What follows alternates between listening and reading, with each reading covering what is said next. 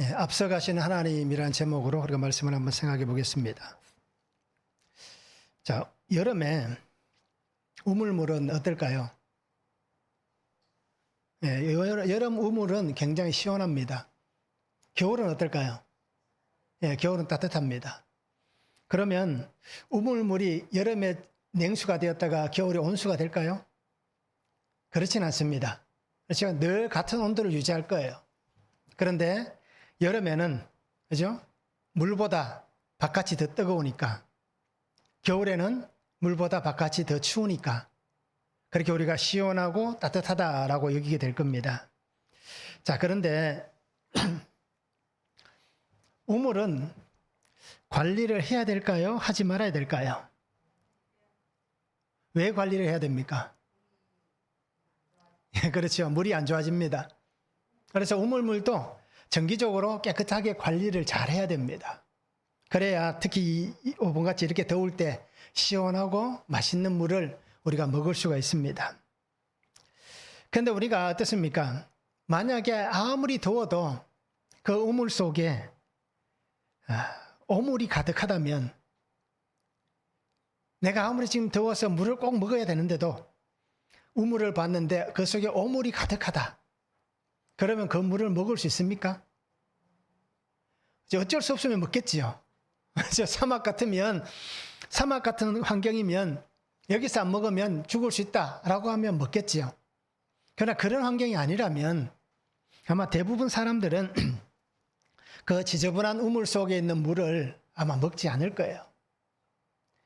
그래서 오늘 우리가 한번 생각해 보시기 바랍니다.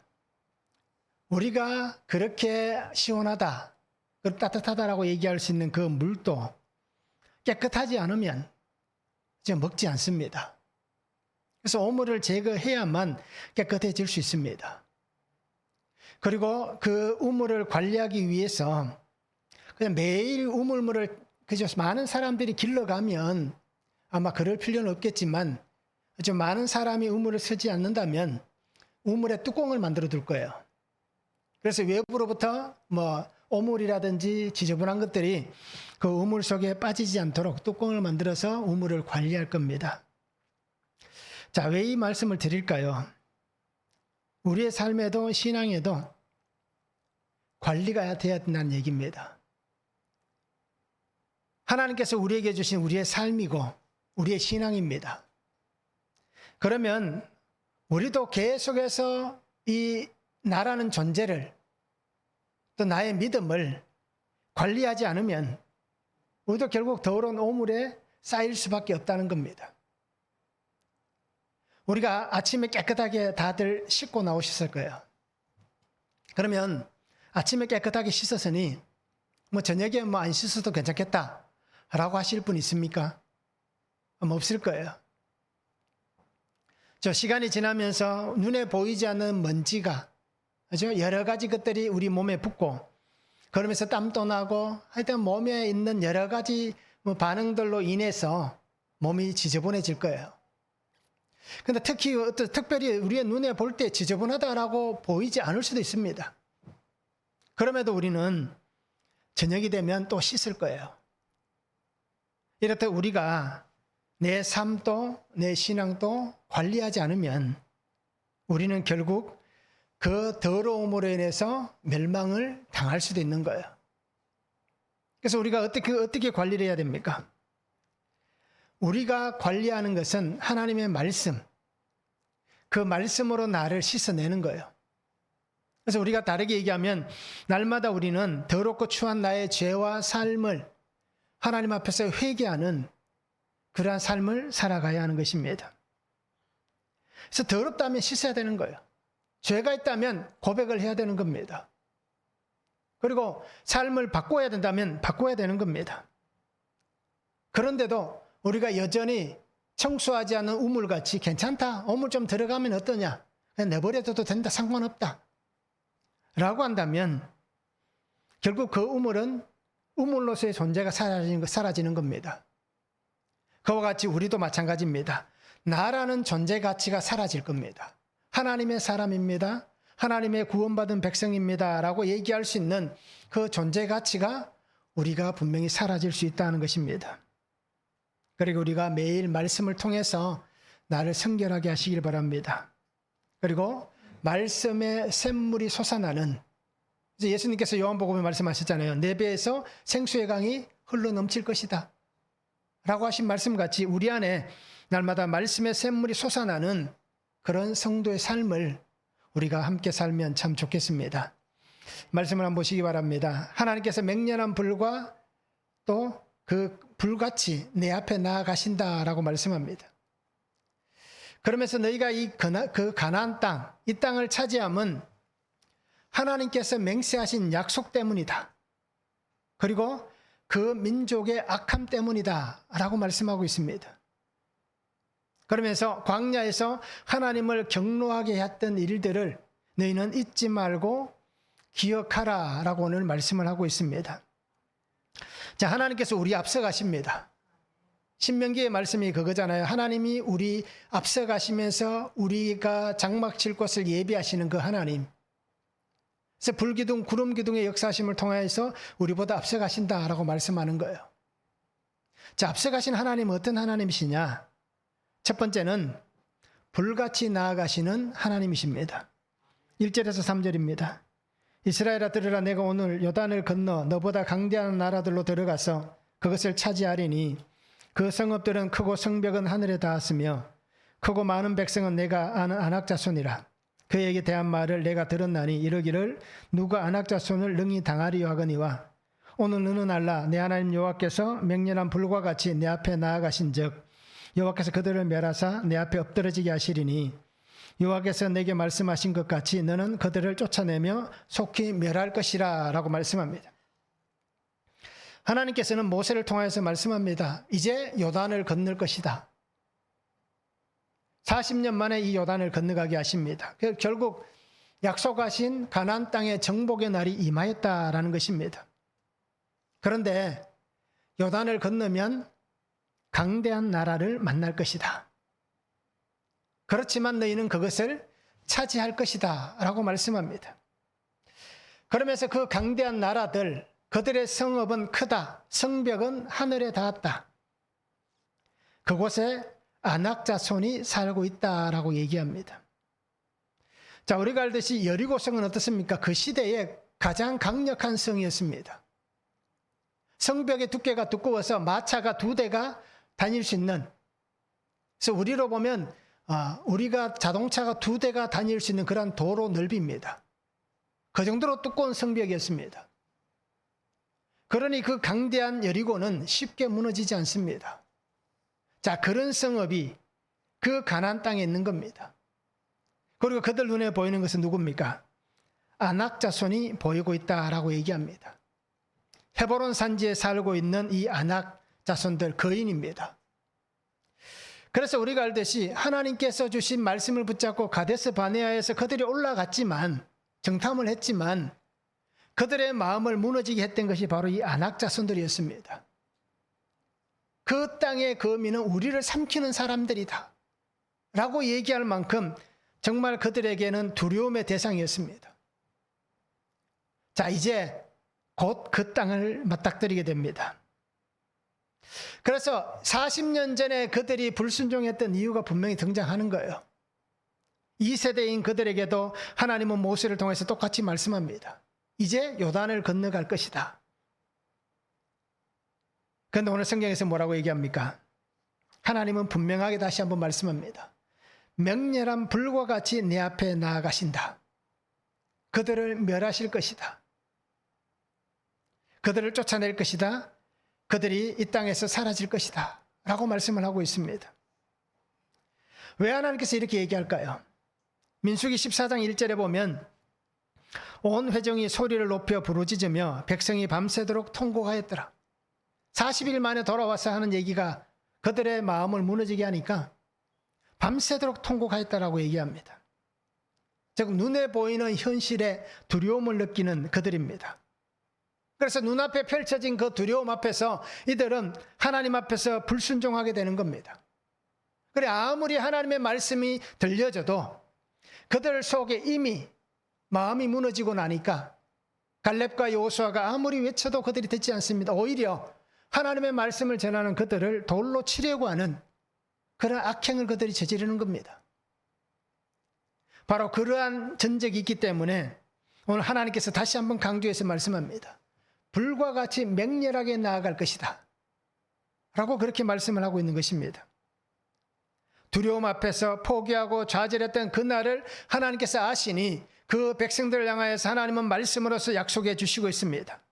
맹렬하다라는 뜻은 삼킨다, 태운다라는 뜻이 있습니다. 그래서 하나님께서 불같이 나아가면서 그 백성을 삼켜버릴 것이다. 불같이 나아가시면서 하나님이 그들을 태워버리실 것이다 라고 말씀하는 것입니다. 그러니까 하나님의 불같은 역사가 이제 너희 앞에 있을 것이다 라고 말씀을 하고 있는 것입니다. 그러게 이 은혜 안에 오늘 우리도 한번 잘 보시기를 바랍니다. 성읍이 아무리 크고 강해도, 성읍이 아무리 높아서 하늘만큼 닿을 만큼 그러한 모습이라 할지라도 그것이 사람의 눈에 볼 때에는 문제가 되지만 하나님의 입장에서 보면 어떨까요? 도토리 키재기 하는 거예요. 그러니 하나님의 입장에서 보면 아무리 크고 강해도 아무리 하늘만큼 높아도 하나님의 입장에서 보면 전혀 그것은 문제될 만한 것이 아닌 것입니다. 그러게 하나님은 더 이상 너희들이 안악자손 때문에 크고 강한 성벽 때문에 너희가 두려워할 필요도 없고 좌절할 필요도 없고 그곳에서 눈물 짓고 통곡할 필요도 없다라고 말씀합니다. 오직 내가 너희를 위하여 싸운다. 너희보다 내가 앞서갈 것이다. 라고 하는 하나님의 뜻만을, 하나님의 강력한 뜻만을 백성에게 전하고 있습니다.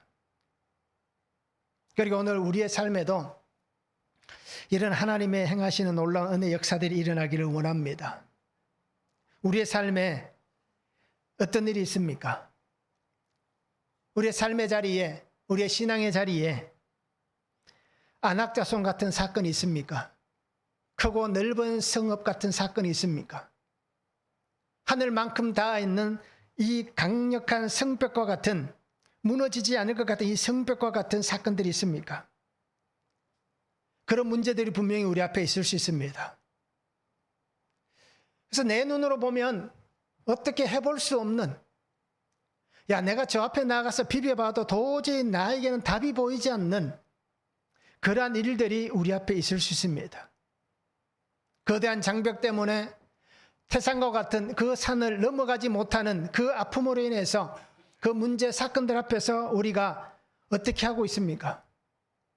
아마 40년 전에 이스라엘 백성들 같이 밤새도록 통곡하고 눈물 지으며 탄식하고 하나님을 원망하는 그러한 소리가 우리에게도 분명히 있을 수도 있습니다. 근데 오늘 성경에서 하나님 뭐라고 얘기합니까? 3절에 말씀하잖아요. 오늘 너는 알라라고 말씀합니다. 하나님의 말씀을 들으라라고 얘기하시는 겁니다. 하나님께서 우리에게 하나님을 믿고 하나님을 의지하고 하나님을 신뢰하며 하나님의 말씀을 들으라라고 그렇게 말씀을 하고 있습니다. 그러면서 하나님께서 나의 앞에 있는 이 모든 것들을 내가 불같이 지나갈 것이다. 맹렬한 불의 역사가 있게 할 것이다. 라고 말씀을 해 주시고 있는 것입니다. 그리고 오늘 성도님들이 우리의 믿음 안에서 하나님의 말씀을 들을 수 있기를 원합니다. 귀를 여시고 마음을 여시기 바랍니다. 닫혀 있다면 예수님께서 열어주셨던 에바다의 역사가 일어나도록 매일 기도하시기 바랍니다. 그래서 구속사의 말씀을 들을 수 있도록 우리가 기도할 수 있기를 원합니다. 그래서 그 말씀을 듣고 말씀 앞에 순종하는 삶이 되면 좋겠습니다. 하나님은 나보다 앞서가시는 거예요. 그래서 내가 갈 길을 이미 예비하시는 하나님께서 내가 어느 곳에 가고 어떤 곳에서 장막을 치고 어떤 곳에서 정착하실지를 아시기에 그 길을 하나님이 인도해 주시는 것입니다. 그리고 우리는 두려워하지 마시기 바랍니다. 염려하지 마시기 바랍니다. 걱정하지 마시기 바랍니다. 오히려 담대하시기 바랍니다. 왜요? 하나님은 하나님의 말씀 안에서 우리에게 분명히 이루어 주실 것이기 때문입니다. 한번 적용해 보시기 바랍니다. 나의 앞을 막아선 하늘에 닿은 것 같은 성벽과 안악자손은 무엇입니까? 내 앞에 놓여 있는 성벽, 이제 안악자손, 이런 일들은 무엇이 있는지 우리가 한번 적용해 보시면 좋겠습니다. 내 힘으로 해결하려고 합니까? 아니면 앞서 행하시는 하나님을 믿고 신뢰하며 하나님을 따라가고 있습니까? 어떻습니까? 사건이 있고 문제가 있을 때에 내 힘으로 해결하려고 하는지, 아니면 정말 나보다 앞서 가시는 하나님을 내가 믿고 신뢰하고 하나님을 따라가는지 우리가 한번 적용해 보시길 바랍니다. 앞서 가시는 하나님은 두 번째, 약속을 이루어 가시는 하나님이십니다. 4절에서 6절입니다. 내 하나님 여호와께서 그들을 내 앞에서 쫓아내신 후에 내가 심중에 이르기를 내 공의로움으로 말미암아 여호와께서 나를 이 땅으로 인도하여 들여서 그것을 차지하게 하셨다 하지 말라. 이 민족들이 악함으로 말미암아 여호와께서 그들을 내 앞에서 쫓아내심이니라. 내가 가서 그 땅을 차지함은 내 공의로 말미암음도 아니며 내 마음이 정직함으로 말미암음도 아니요 이 민족들이 악함으로 말미암아 내 하나님 여호와께서 그들을 내 앞에서 쫓아내심이라. 여호와께서 이같이 하심은 내 조상 아브라함과 이삭과 야곱에게 하신 맹세를 이루려 하심이니라. 그러므로 내가 알 것은 내 하나님 여호와께서 내게 이 아름다운 땅을 기업으로 주신 것이 내 공의로 말미암음이 아니니라. 너는 목이 곧은 백성이니라 라고 말씀합니다. 자, 하나님께서 이 약속의 땅으로 백성들을 인도하십니다. 그리고 그 땅에서 그들을 쫓아내십니다. 그러면서 하나님께서 말씀합니다. 내가 이 땅에서 그들을 쫓아내는 것은 분명하게 하나님의 말씀이 있습니다. 그런데 사람들은 어떨까요? 처음에는 하나님의 은혜입니다 라고 얘기하면서 시간이 지나면 어떻게 될까요? 내가 다 했습니다. 내가 다 했습니다. 그죠? 하나님의 은혜는 숨겨버리고 내가 모든 것을 다 했다라고 얘기하는 것이 사람의 본성입니다. 그래서 하나님은 오늘 말씀에서 분명하게 다시 한번 그것을 짚고 있습니다. 그들을 이 땅에서 쫓아내는 것은 너희의 공의로움으로 인해서 그들을 쫓아내는 것이 아니다라고 얘기합니다. 너희가 의롭기 때문에, 너희가 나를 믿는 하나님의 거룩한 사람들이기 때문에 내가 그들을 쫓아내는 것이 아니다라는 것입니다. 하나님께서는 이들을 쫓아내는 이유를 분명하게 얘기합니다. 그들이 악하기 때문이다. 민족들이 악하기 때문에 내가 그들을 쫓아낸다라고 말씀합니다. 그래 너희는 너희 마음에 이르기를 내 공의로움, 나의 공의, 이 공의 때문에 하나님께서 이 땅으로 인도하셨고 이 땅에서 그 땅을 차지하게 하셨고 그 백성들을 쫓아내셨다 라고 하는 그 이유를 대지 말라라고 얘기합니다. 또 하나 이유가 등장합니다. 내가 그들을 이 땅에서 쫓아내는 또 하나 이유는 5절에서 말씀하잖아요. 내 조상 아브라함과 이삭과 야곱, 그들에게 맹세했던 그 약속, 그 약속을 이루기 위해서 그들을 이 땅에서 쫓아낸다라고 말씀합니다. 그렇게 너희가 이 땅을 차지하는 것은 너희들의 공의도 아니다. 그리고 너희들의 마음의 정직함도 아니다. 그렇게 그들이 악하기 때문에, 그들을 멸망시켜야 되기 때문에 내가 그들을 쫓아내는 것이고, 또 너희 조상에게 했던 약속 때문에 내가 그것을 이루기 위해서 이 일을 행한다라고 말씀합니다. 그러면서 하나님이 하시는 말씀 뭘까요? 착각하지 말라는 겁니다. 착각에 늪에 빠지지 말라라고 말씀하고 있습니다.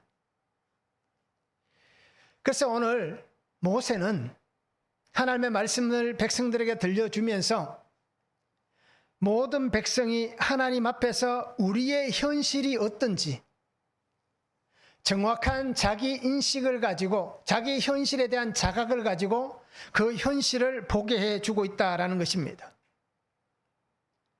결국 우리가 무엇인가를 했기 때문에 내가 노력했기 때문에, 내가 수고했기 때문에 하나님께서 이렇게 해주셨다라는 것이 아니다라는 것입니다. 오직 전적 하나님의 은혜다. 하나님의 은혜가 아니면 이것은 이루어질 수 없다라는 겁니다. 그리고 오늘 이 말씀을 잘 생각해 보시기 바랍니다. 우리의 구원도 마찬가지입니다. 우리가 무언가를 했기 때문에 하나님이 나를 구원하시는 게 아니라 하나님의 전적 은혜일 뿐이다 라고 말씀을 하고 있습니다.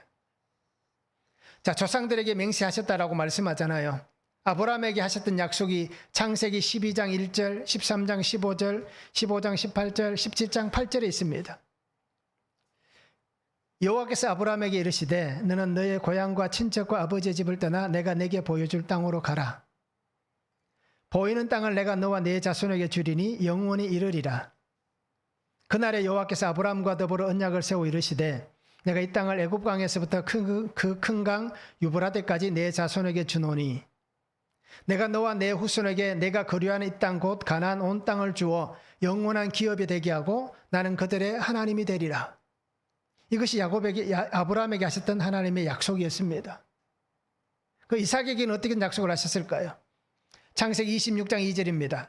여호와께서 이삭에게 나타나 이르시되 애굽으로 내려가지 말고 내가 내게 지시하는 땅에 거주하라 라고 말씀합니다.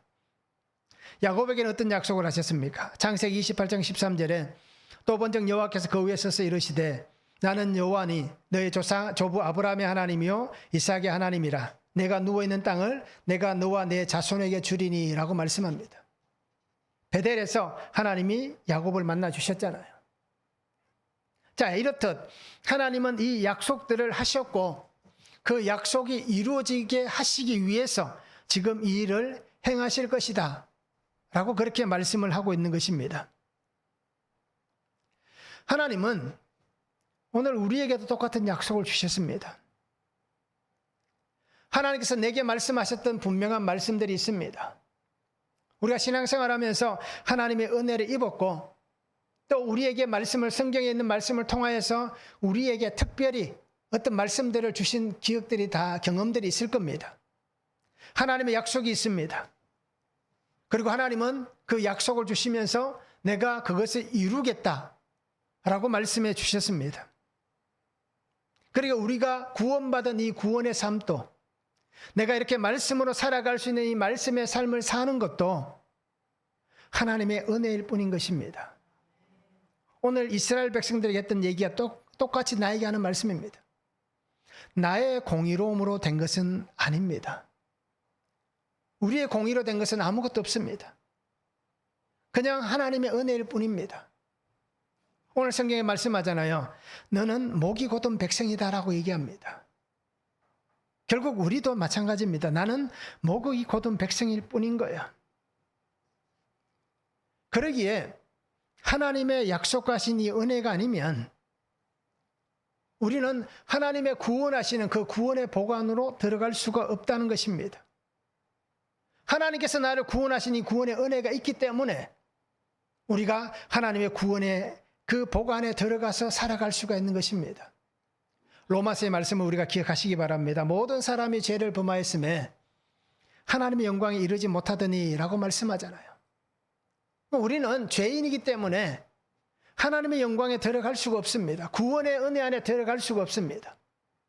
그런데 하나님께서 우리가 그저 그 목이 뻣뻣한 곧은 백성인 나를 부들부들하게 해주시고 하나님의 은혜 안에 들어갈 수 있는 복을 주신 거예요.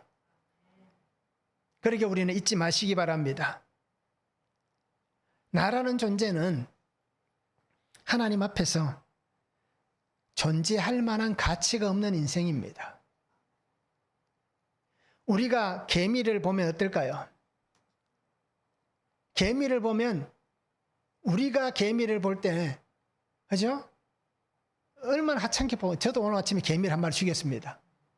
집에 방바닥에 개미가 한 마리 싹 기어다니더라고요. 그래서 개미를 죽였어요. 우리 입장에서 보면 개미는 그런 거예요. 하나님이 우리를 보실 때도 똑같은 거예요. 결국 우리는 하나님의 은혜 앞에, 하나님 앞에 존재할 만한 가치가 있는 인생은 아닌 거예요. 그런데 이런 나를 하나님이 내게 은혜를 주셔서 그럼에도 우리가 약속의 은혜를 누릴 수 있는 것은 무엇 때문입니까? 하나님의 약속 때문인 거예요. 하나님께서 원시복음을 통해서 우리에게 약속하셨잖아요. 여자와 후손을 통하여서 내가 너희를 구원하겠다는 약속을 주신 그 약속 때문에 오늘 우리가 구원의 은혜를 얻고 구원의 복 가운데 살아갈 수 있다는 것입니다. 하나님의 구속하신 그 약속이 아니면 예수님의 그 십자가 보혈의 은혜가 우리에게 오지 못했을 것이고, 예수님의 그 십자가 보혈의 은혜가 아니면 우리는 구속의 은혜 안에 들어갈 수가 없다는 것입니다. 그러게 우리가 살아가는 것은 모든 것이 다 하나님의 전적인 은혜일 뿐이다라는 것입니다. 에베소서 2장 8절 9절에 말씀하잖아요. 너희는 그 은혜에 의하여 믿음으로 말미암아 구원을 받았으니 이것은 너희에게서 난 것이 아니요 하나님의 선물이라. 행위에서 난 것이 아니니 이는 누구든지 자랑하지 못하게 함이라 라고 말씀합니다. 누구도 자랑할 수가 없는 거예요. 하나님의 선물로 받은 것이기 때문에 우리는 자랑할 수가 없습니다. 내가 이렇게 수고했어. 내가 이렇게 땀을 흘렸어. 내가 이렇게 헌신했기 때문에 하나님께서 내게 특별하게 나를 특별히 잘 봐주셔서 나를 구원하셨다. 너는 달라. 라고 하셨다라고 할 수가 없다는 거예요. 우리에게는 그럴 만한 삶의 힘이 없다는 겁니다. 그리고 오늘 우리는 약속을 이루신 하나님의 은혜, 선물을 받은 이 은혜를 잊지 마시기 바랍니다. 그 늘 기억하시기 바랍니다. 하나님의 선물을 받았다. 그 선물을 내가 하나님 주신 은혜 안에 잘 간직하고 그 선물이 오늘 나의 삶에 가장 큰 기쁨과 행복을 주는 선물이다 라는 것을 잊지 않는 삶이 되면 좋겠습니다.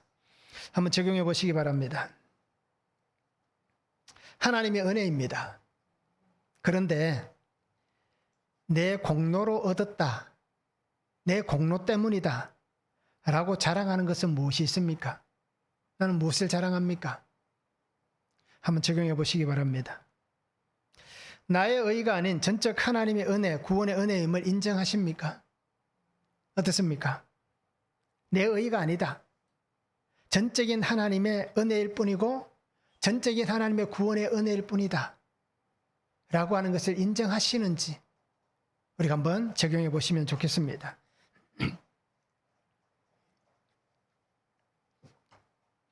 자, 앞서가신 하나님 세 번째는 하나님 행하신 일들을 잊지 말고 기억하라고 하십니다. 7절에서 10절입니다. 너는 광야에서 내 하나님 여호와를 경노하게 하던 일을 잊지 말고 기억하라.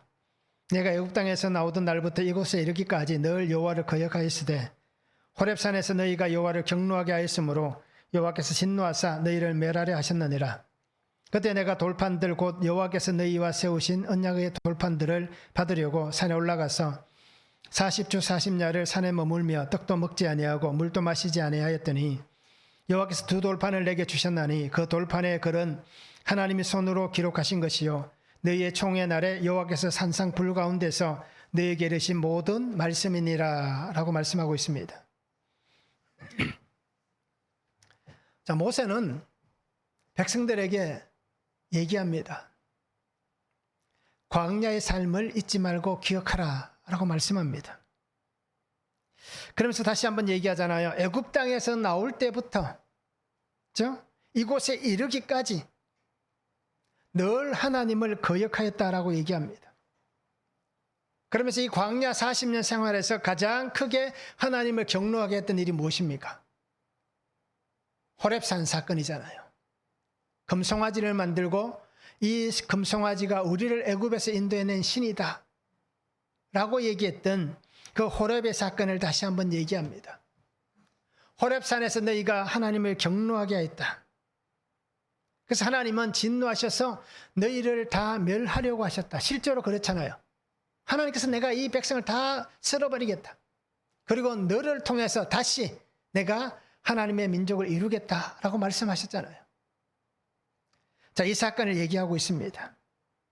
그러면서 하나님께서 나에게 두 돌판을 주셨다. 이 돌판은 무엇이냐? 하나님께서 산상불 가운데서 우리에게 말씀하셨던 하나님의 모든 말씀이다 라고 얘기를 합니다. 모세는 분명히 얘기합니다. 하나님께서 하신 일들을 잊지 말아라. 그 일을 기억하라 라고 얘기하고 있습니다. 자, 백성들이 하나님을 분명히 잊지 말아야 됩니다. 기억해야 됩니다. 말씀드렸듯이 출애굽기 32장 8절 말씀 보면 잘 알잖아요. 그들이 내가 그들에게 명령한 길을 속히 떠났다라고 얘기합니다. 모세가 호렙산에 올라간 지 40일 만에 40일이 다 지나지도 않았을 거예요. 그 기간 안에 속히 떠났다라고 얘기합니다. 그러니 우리도 마찬가지입니다.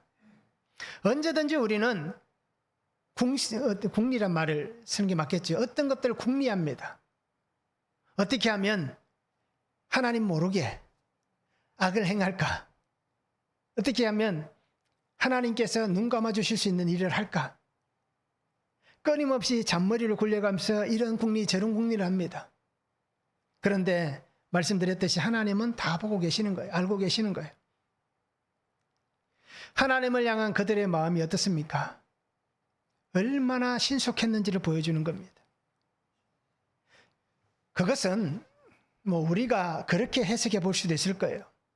400년이라는 시간 동안 애굽에서 살면서 이미 그들은 우상에 물들어 있던 사람인 거예요. 그렇잖아요. 우리가 알듯이 애굽을 10가지 재앙으로 징벌하셨는데 그 10가지 재앙이 어떻습니까? 다 애굽의 우상들을 징벌하신 하나님이시잖아요. 자, 그 400년의 시간 동안 그들이 그렇게 살았기 때문에 어떻게 보면 당연하다라고 표현할 수도 있을 거예요. 그럼에도 하나님께서 원하시는 것은 무엇입니까? 너희가 그런 삶을 살았다 하더라도 이제 하나님의 은혜 안에서 새롭게 구별되고 구원된 백성이라면 너희의 삶에서 그런 길을 또다시 반복하는 삶이 되어서는 안 된다 라는 것을 말씀하시는데 그것을 그들이 실천하지 못하고 있다는 것입니다. 광야의 40년 시간 동안 하나님은 그들에게 끝없이 많은 일들을 행하여 주셨습니다. 물이 없으면 물을 주셨고 배고프다 그러면 먹을 것을 주셨습니다. 고기가 먹고 싶다 그러면 이제 고기를 주셨고요. 힘들다 어렵다라고 얘기하면 쉬게 하시고 또 적군을 만나서 죽게 되었다라고 얘기하면 하나님께서 그 적을 물리쳐 주셨고 그래서 광야 40년의 시간 동안 하나님께서 얼마나 우리에게 이런 일들을 행하셨는지 신명기의 고백에서 분명히 얘기하잖아요. 우리 발에 신이 헤어지지 않는 의복이 상하지 않는 40년이라는 시간 동안 옷이 하나 떨어지지 않고 신발 한 짝 떨어지지 않는 그런 광야의 삶을 하나님이 살게 하셨다라는 것을 그들이 고백함에도 불구하고 그들은 어떻습니까? 항상 자기가 원하는 것만 요구하는 삶이었습니다. 그런 사람들에게 하나님은 뭐라고 얘기할까요? 요한복음에서도 예수님이 똑같이 말씀하셨습니다. 사람은 떡으로 사는 것이 아니다. 하나님의 말씀으로 사는 것이다 라고 말씀해 주셨습니다. 그리고 오늘 우리는 정말 하나님 앞에서 어떻게 살아가야 할지를 오늘 우리가 이 말씀을 통해서 다시 한번 나를 세우시기 바랍니다. 오늘 말씀에서 하나님은 모세를 통하여 주셨던 두 돌판에 대해서 얘기합니다. 첫 번째 주셨던 돌판은 모세가 화가 치밀어서 그죠? 그 돌판을 던져서 깨트려 버렸습니다. 죄와 악을 보면서 깨어진 돌판이었습니다. 그런데 하나님께서 어떻게 하십니까?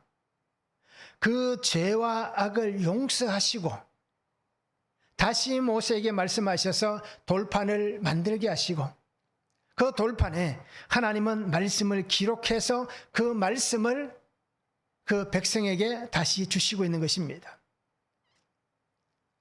죄로 인해 죽을 인생들을 향해서 하나님은 말씀을 다시 주심을 통하여서 깨어진 그 관계가 하나님 앞에서 깨어지지 않는 관계가 되게 하시고 약속의 언약이 다시 세워지고 그 말씀 안에서 하나님의 약속은 영원할 것이다 라고 하시는 그 은혜를 다시 선포해 주시고 있다라는 것입니다. 그리고 우리도 죄를 짓고 살아갑니다. 하나님의 말씀이 우리의 삶에 깨어질 때가 참 많습니다. 하나님께서 깨트리시는 게 아니라 내가 말씀을 깨트리면서 살 거예요. 아침에 말씀을 묵상하고 낮에 말씀을 묵상하고 저녁에 오후에 말씀을 묵상했는데도 불구하고 아침에 묵상한 말씀은 점심때 깨트리고 점심때 묵상한 말씀은 오후에 깨트리고 저녁에 묵상한 말씀은 밤에 잠자기 전에 부부싸움에서 깨트리고 이런 방법 저런 방법을 통해서 끊임없이 우리는 말씀을 깨트리며 살아갑니다.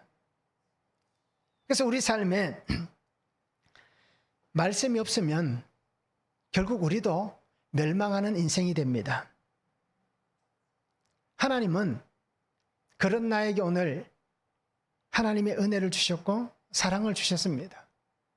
그리고 하나님은 우리를 긍휼히 여기시고 하나님의 복으로 우리에게 하나님이 행하신 일들을 주셨습니다. 그리고 우리가 살아가면서 하나님께서 내게 하신 일들을 잊지 않고 기억할 수 있는 성도가 되면 좋겠습니다. 우리는 늘 하나님의 마음을 경루하게 합니다. 이것은 우리가 사는 삶의 모양 때문에 그렇습니다. 그래서 우리는 끊임없이 아버지의 마음을 아프게 합니다. 그런데도 하나님은 그래도 너는 내 아들이다. 그래도 너는 내 딸이다 라고 말씀해 주시고 있습니다.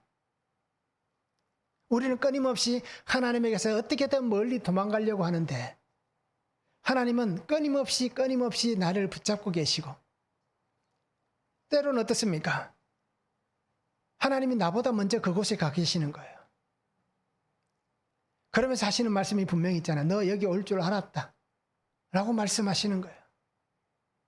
그리고 우리는 하나님께서 내게 주신 이 말씀 안에서 나를 다시 말씀 앞에 세워가시기 바랍니다. 세상의 것으로 우리를 채워가지 않기를 바랍니다.